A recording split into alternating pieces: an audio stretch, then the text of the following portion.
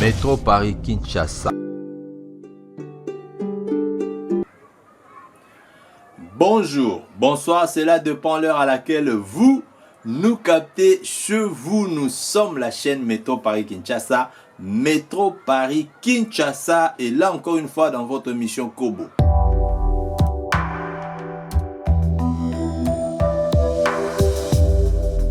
Tala bato belé bakei na fondation MKB na kati ya Kinshasa. Masolo to betele bino bambalele kaki ezali pona koloba ete fondation MKB avec l'église kimbangiste ezo kabola ba mapango ezo kabola ba terrain na talo moke mingi et na vraiment la possibilité à refuta ngo sinon facilité de paiement na plusieurs fois bato belé bazo zo pona mvula mobimba baibana masumisolo na bango bazo somba pe cash bako somba babi tandu minene bayo pe bakuzana mwa bokoki ya ndenge ya kokoka na niveau na bango bako sombaka ko pesa caution 20% et puis ko futa malembe pendant une année. Mais loko ezali na succès makasi en tout cas ba site nyonso esili a toujours ba boyima sola ba mapango esili. MKB oyo ezali fondation monene ezo travailler na kati église kimbangiste et souhaiter cette fois-ci ekota na deuxième phase ya projet na bango eza logements sociaux ba bandi pa kopesa ba mabele kopesa ba parcelle kopesa ba lopango sima na yango nde ba koleka na étape ya construction et pa yo apipe moto oyo amoni ete ana makoki tout de suite pa tonga ndako na ya ko ipe ko solola sur na fondation MKB ba contact na bango nyonso tonga na c'est pour que bango ba tonga pona yo et voilà qu'au bout de 15 années ndako to nyongo na o ekosila mais yo na bango boko solola oye ba modèle ndako ni yo lingi wana no sama solo ko beta sima mais équipe na biso na Kinshasa Métro Paris Kinshasa conduite par Benjamin Dongala bazalaki na fiston bango nde bakitaki sur place elongo na bakambi ya MKB pona koyoka kotala kosimba pe kopalpe na maboko wapi epai solo ya masolo oyo eyali tolanda na bilili. Dans la première visite,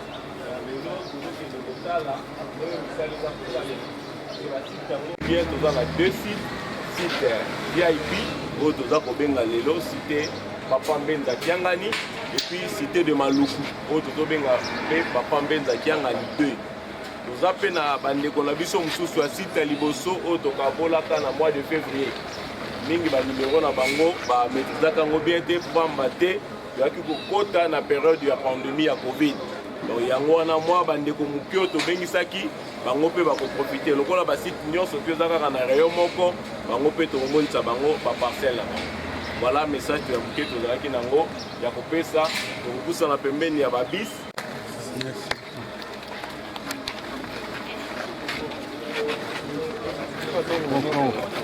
Voyons la liste. Non, une précision aussi, s'il vous plaît. Maman, Yolanda maman a reçu l'appel et lui ainsi qu'à la carte. Pasteur. Juste une question. Ouais. Mimbo don kwilu. Kikwe mingoi. Absent. Un bon activité. Mavambu. Dimanatina. Martin Tumba Tamwe.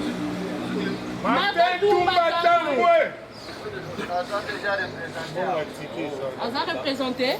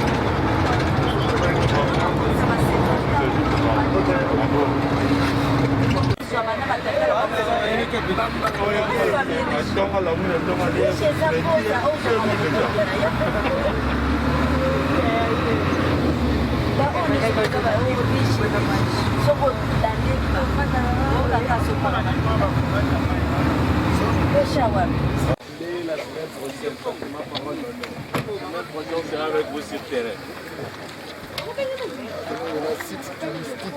Bon,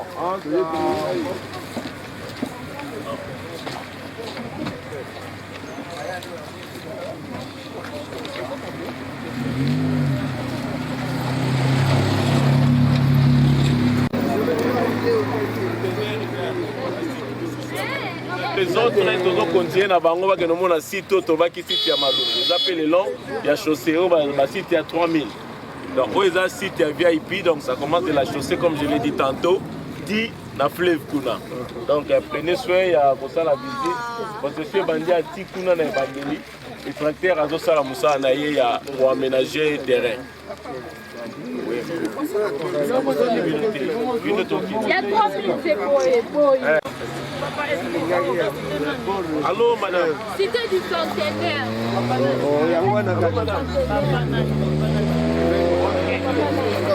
Papa Benza 1.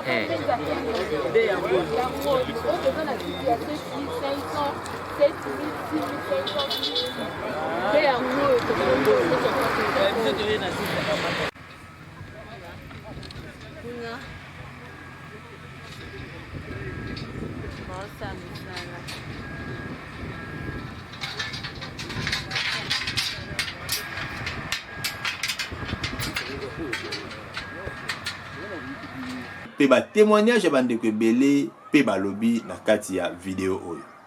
Suivons. Bonjour. Ouais, monsieur de Best Moussete. Non, na ye kota la lopango na ngai basaliza lotissement sika. Et c'est pas senga na se manifestaki na remplir ba conditions.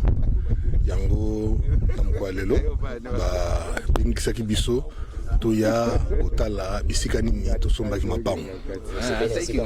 Ngana sepe no makasi parce que yanga za ma pembeni bali na mona ibale ningi za bo fleuve. Ya ona sepe no makasi. Te na banga kité parce que ba ebisinga ke zali ya site ya ba kimbangiste et tout ça. Je trouvais qu'il y avait du sérieux là-dedans. Non, non, Kimbangiste était malheureusement. En fait, je ne suis pas Kimbangiste. Bon, bateau, bateau d'autre, non, il faut savoir que Bissika et Moussika elle a raté. Place à Calapé, elle a raté. Donc, Mouta est venu assez sur opportunité aux Italiens. Ayapé qu'on soit l'open éternel. Merci beaucoup. Mbote papa. Kombo nanga mama Fifi Loyola Ntuzi. Comment on a cité la présence dans les Alors, toujours dans la continuité, il y a œuvre sociale, il y a Papa Simon Kimbangu, où ezali ke Tomi Sunga, Pebiso Mokoto, Lukato Bongisa, où ezali Bankita Nabiso, des groupes MKB, a proposé qu'il y soit aussi, où il y a Papa Mbenza 1, ezali au bord du fleuve, la route principale. Ezolo mabisoti na centre-ville à Kinshasa nde lokola na lingaka ko découvrir ngai pe na yaki pona tala et puis na moni ke naza pe intéressé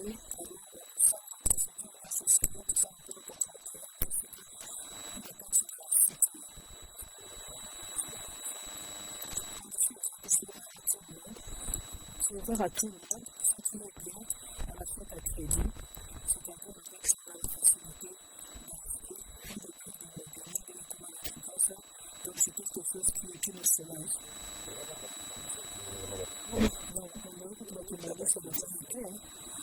Kutunde na moni baba na Kimbangiste.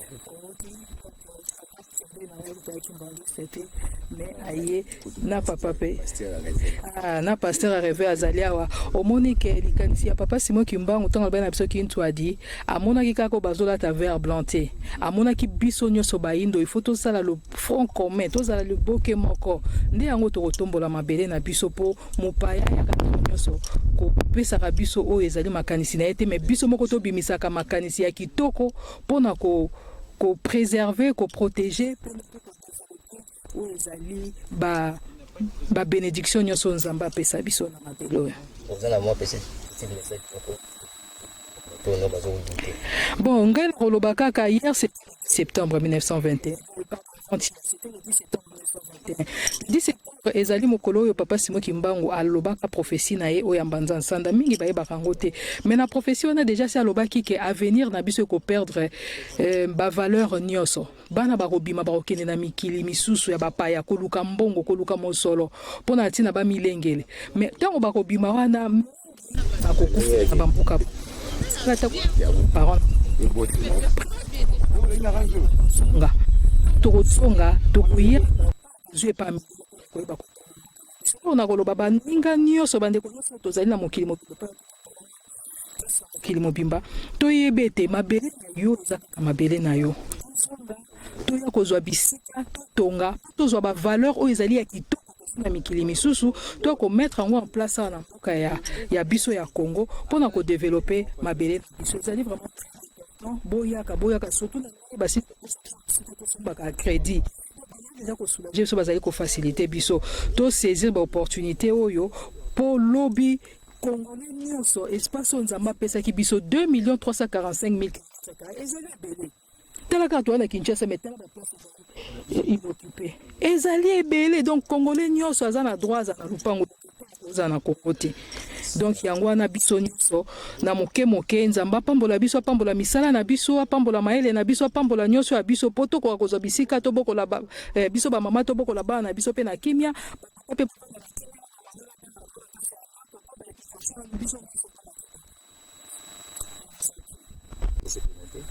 nga kombo na ngai Kamba.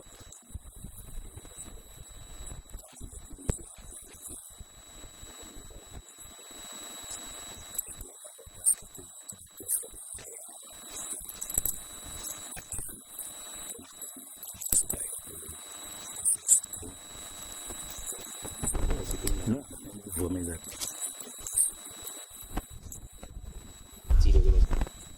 Yeba ko yako invest okana na biso ndezali sécurité na yo pesa identité na yo okoki kozwa mbongo no oche libanda yeba ki après 20 ans 10 ans au perdre mais epa na yo bako benga na yo te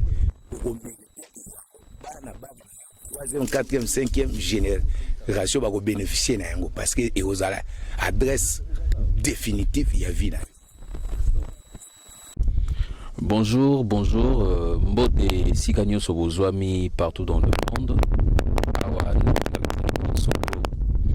to Promita Kibino to koma sur place, to visiter ba terrain ou église kimbangiste et faciliter congolais nyonso partout aux Ali, au avec peu de moyens aux Anango, il y a quoi place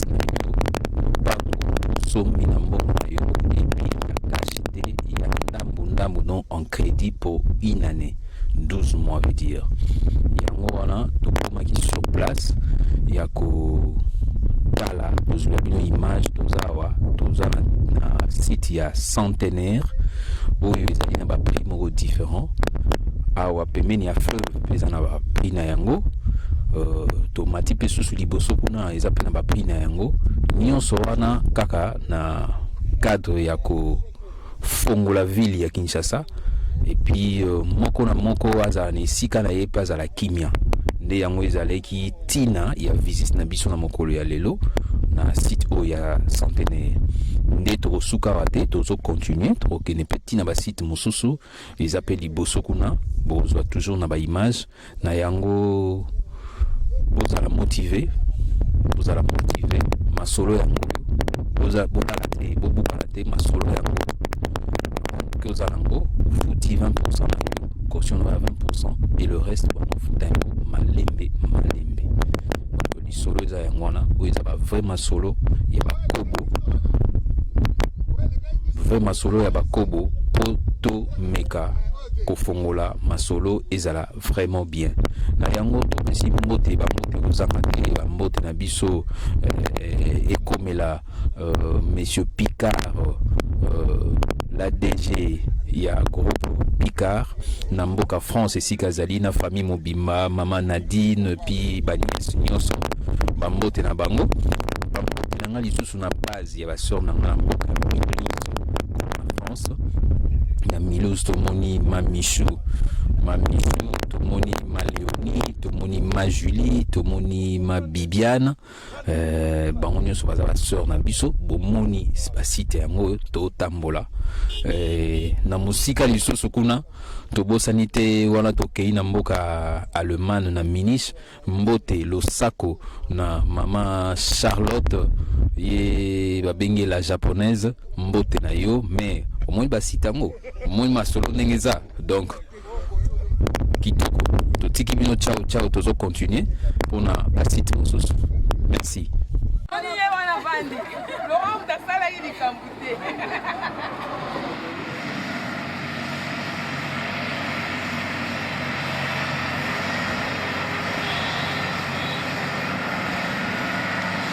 Mais faut tout mettre. Bonjour. Bonjour, papa journaliste. Oko expliquer biso awa tozali précisément wapi. Awa toza na commune ya Maluku. Na commune ya Maluku na site ya liboso tobandelaki nde yango site yango. Touti visite ya site VIP cité papa Mbenda Kiangali André na site 1 touti pe lisusu na site 2 cité toujours papa Mbenda Kiangali. Toko ba étendue awa eza ya combien? Awa étendue eza 26 hectares, 23 hectares et je peux se revoir 420 parcelles.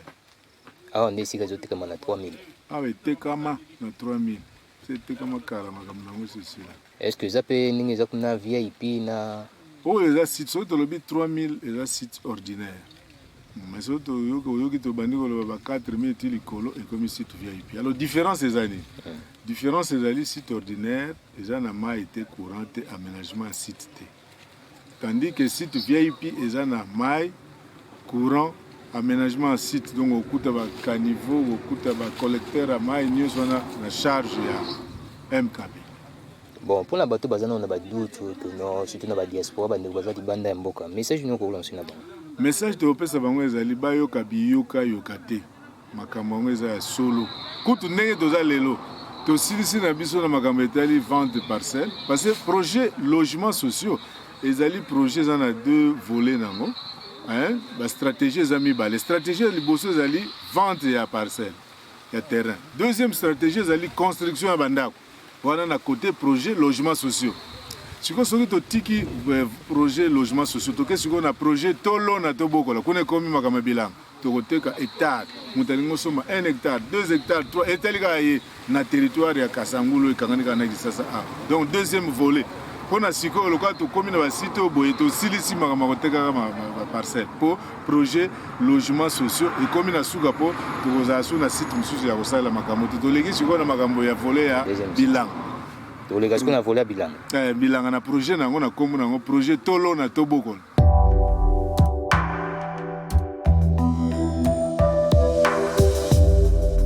On a toujours dans le cadre de l'église Kimbangiste. Toujours, les gens comptent toujours à MKB, toujours sous le contrôle de Mokonjaboule, papa, sa divinité, papa Simon Kimbangu Kianga, chef spirituel et représentant légal. Merci beaucoup. Merci, papa journaliste. Métro Paris Kinshasa. Papa journaliste, Nazali, révérend Albert Louis Ndouladio. La société MKB, directeur administratif financier, le projet responsable du projet. Donc, la qualité, la ok, merci. Papa, Tolinto eba projet Nabino, ezali but nango vraiment ezali. Merci beaucoup. D'abord, institution Nabiso, où ils ont s'occupé de Makambo et Sikabouti, et la Fondation MKB ASBL. Alors, Fondation a deux projets, où il y a Namarté, Siko et Boé. Projet à l'Ibosso, projet à logement sociaux. Dans le projet à logement sociaux, il y a un volet Mibale. Le volet à l'Ibosso, vente, il y a un terrain caca. Bon, le volet Mibale, il y a construction de maisons dans le terrain, où il y a partenaire bazali ba accompagner biso sur ici phase ya vente parce que to teka acheter to teka crédit to aussi phase ya vente nde moto na moto ya ici déjà nyongo na ye to kota na deuxième étape parce étape ya construction la maison eza à crédit toujours wana étape likambo liboso projet liboso na lobby projet logement sociaux alors projet o elandi za projet tolo na peto bokola projet tolo na peto bokola tozo lançango semaine prochaine pourquoi parce que tozo za to sisa na ba pour parler na ba kolo ya mabele alors to sisi masolo na kolo ya mabele donc sikoyo toza na mabele toza na 1500 hectares oyo totiango à usage agricole po bata poto ba bengi ba déranger biso mwa mingi ba lobe bo suka kaka na logement te bo kende pe na kota bilanga surtout le bito zonga simati parce que musala MK basala yango wana siège na nkamba kuna place siège pe ya église zali alors na o wana tokoteka par hectare donc toteka ba 20 mètres carrés te meto toteka hectare molimba déjà na prix nango muto asepeli nango pesi asombi yango et puis eloko makasi surtout bagisi tosuka kaka koteka mabele te à côté à côté comme mabele tozo pesa lisusu na client nyonso asombi mabele pa na biso to pesa lisusu moi faveur à moke lokola tokosa délimitation ya terrain et délimitation tokosa la labour tokosa la herçage kaka ya ofele il suffit kaka azomba ba hectare na ye ata moko la auto ebele biso kuna problème des actes de makambo yango toza nango na cadre ya fondation MK. Ok, merci beaucoup Mbuta. Je pense que on les a dit des détails très importants. Journaliste, oh etali makambo mikanda MK ba bongisi boy. Ceux qui lokola vente eza à crédit, ceux qui montent à silisi kaka crédit na ye, mbala moko tozu certificat d'enregistrement to pesi. Mbala moko akomi propriétaire ya eloko na ye oyo ya mabele na ye oyo ye asombi. Wana avantage à liboso. Avantage à mibale to teka la crédit. Côté la crédit, il suffit qu'on verse moi bas frais nayo administratif et puis on verse moi caution nayo. Les restes au étalon sur 12 mensualités. Donc biso tout ça biso passer à 12 mois après. Et ce que s'il vous plaît moto a sombi, ce que c'est peine biso to tongela. Et ce qui to tongeli crédit on a sous ce ça durant 10 à 15 ans. En fait après ça ka muke. Mon avantage ça est belé. Utana sécurité à mabele na certificat d'enregistrement ti na ndako ye moka telemi mobimane azali komona. Merci beaucoup Mbuta, vraiment ezali solomo ya kitoko, ezali solomo ya kitoko makasi. Je pense que na bande kuna bisu nyonso bazali na mboka mba ya bapaya kuna eza pa na bango te likambo suka ezali boye bato poto surtout bato poto boleleki mingi na makambo etali terrain à usage agricole. Terrain à usage agricole yango se zwami alors bino kaka boya po ete bozwa yango biso tozwa yango mpona bino totiango na disposition na bino po ete boza non seulement oza na ndako mais oza mpe kokanisa makambo ya bilanga pamba te epa na mboka na biso makambo ezali pa tolia kaka biloko ebutaka na mboka bapa mais biso mo mpe tokosala bato bafai na poto bayekoli makambo ebele bakoki koya kosala makambo bamoni kuna na poto epa na biso na domaine agriculture ekopesa bien donc bato baza na bahésitation bohésite na bino te awa na groupe fondation plutôt MKB mobulu eza te ozwi lopango na ozwi mpenza ozwi mabele na yo ozwi mpenza epa mosusu okomona ngo te bakolia yo mbongo mais epa na biso totika kolia yo mbongo ata mbala moko te po toana bobangi ya nzambe toana bobangi ya papa Simon Kimbangu Kiangani sa divinité chose spirituelle et représentant légal de l'église Kimbangu. Merci beaucoup. Totondi bino botondi na ndenge bolandi na banzi bino mo boyoki ba responsable ya MKB Fondation ndenge ni ba expliquer ba projet zali belé sima ya makambo ya kotonga tozoleka na makambo ya kolona peko bokola tofani na mboka mondele ya solo tozo sepela nango kutu ba msusu ba binga na afwa kumputu kasi poto mboka moninga poto mboka mondele kulutu nanga mona Suisse ya matinda lo sako bisiko ali aloba toujours mokolo mondele aokendo décider afanda libela na mbanzangongo pe abongisi mbanzangongo lokola ville ya Lausanne biso nyonso tokolongwa lisusu na ba Paris na ba France na ba mboka pa etoali na ba Luxembourg tokolanzonga kasu na mboka poto ndembango biso nyonso koluka ofanda wapi bisika mondele azali elingi kolobake biso totingami na mboka ngana mondele kasi fale to sa makasi to zwa maela mondele peto kendo bongisa bisika to uta okoko tingama na mboka moninga te libela okomi lokola mwana oyo moko boti kasi azokima ndako epai baboti epamba te eza na courant te eza na mai te eza na TV te mwana atika ya libela bandaki ndako tala TV pa bavoisin alingi kozonga ndako te nde motindo ngai na yo tozosala te ekomi ntango akofungola mayele ekomi ntango akokoma bato na sika kozwa mayele nyonso tozwi na poto bamisolo ebelebele tobombi na babanke na bango to na babanke esika tofandi toluka mpe dans quelle mesure toyendo tombola epai na biso pamba te pasi oyo toyoka na Congo bacoup de fil oyo elelaka na bacode oyo esengamaka ekezalaka kaka kocontinue mais soki lelo oyo ngai na yo tozwi mwa mayele toya nango tokoki kotia au service ya mboka na biso na bandi ata tokoegale les occidentaux te mais tokoallege mwa moke pasi oyo eza ya biso peuple congolais ete ya yo etei mpe ngai tokomi na ntango ya lona mpe bokola.